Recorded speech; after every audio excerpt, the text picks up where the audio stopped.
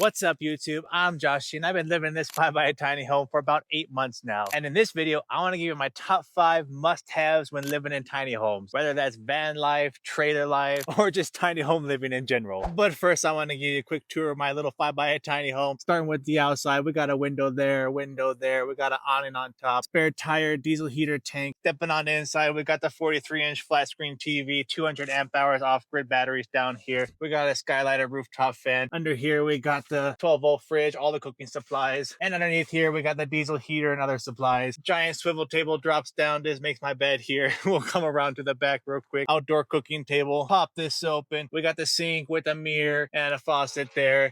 It's all battery powered because I didn't want to run electrical. And we got a composting toilet here. And yeah, this is pretty much what my tiny home looks like. I've talked about it before. It took me 3 weeks to build. I did it earlier this year. Now let's go over my top 5 must-haves when living in this tiny home. And we'll just jump right into it now. The first thing on my list of must-haves when living in a tiny home is a toilet. And I chose a composting toilet here. It's pretty much a $200 plastic bucket. It divides in between liquids and solids. And I wouldn't say that it's the best toilet out there, but just having a toilet in general is absolutely a must for me. So it's on my top 5 of must-haves of living in this tiny home. That brings me number 2 on the list, which is a refrigerator. Now I went with the 12-volt fridge here, and I went with this fridge because I'm unsure about how much power I needed, how much power things take. And I gotta say, the fridge doesn't take that much power at all. It is super small. I do wish I had something bigger. I think in my next build, I might go with an actual refrigerator and just run a bigger power system setup to power that. But yeah, having a fridge in your build is an absolute must. Because before this, I traveled in a rooftop tent, and all we had was an ice box. If you haven't shopped for ice lately, let me tell you, it's pretty expensive. I would probably say in the 5 months of traveling with a rooftop tent,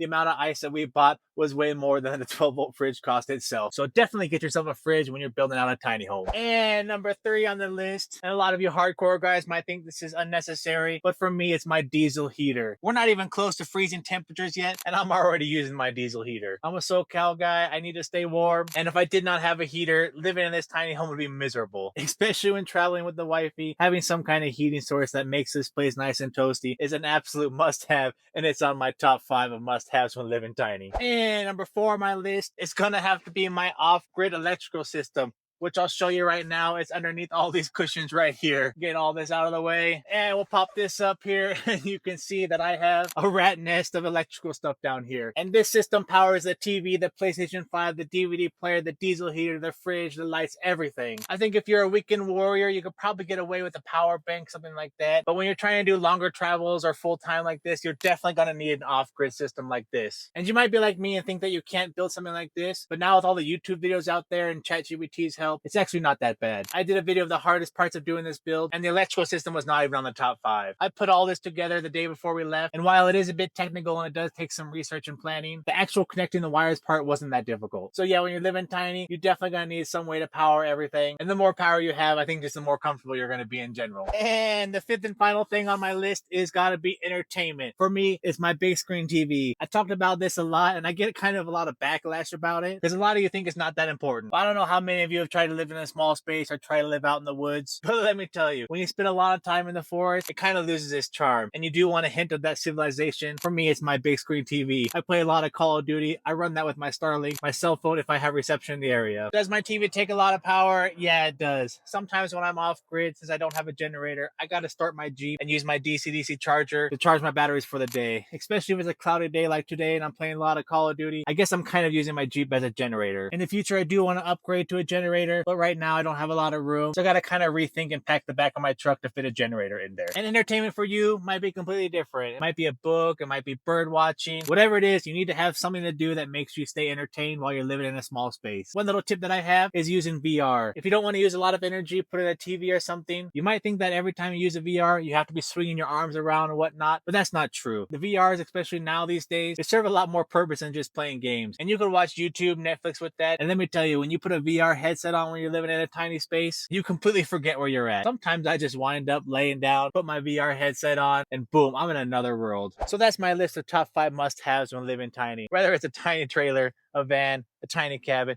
anything like that. Just in my experience living in this for 8 months, those 5 things are a must have. I know there probably should be more on the list, but that would be a top 10. And I'm pretty curious what your list of top 5 might be. So let me know in the comments below. That way myself and others can kind of view and see what is important to people when living tiny. Because I'm sure there's a lot of people out there like me that didn't have much experience living like this before. And I'm only 8 months into the lifestyle, and I know there's a lot to learn. But as of right now, those are my top 5 must haves when living in this tiny home. We'll see you in the next one.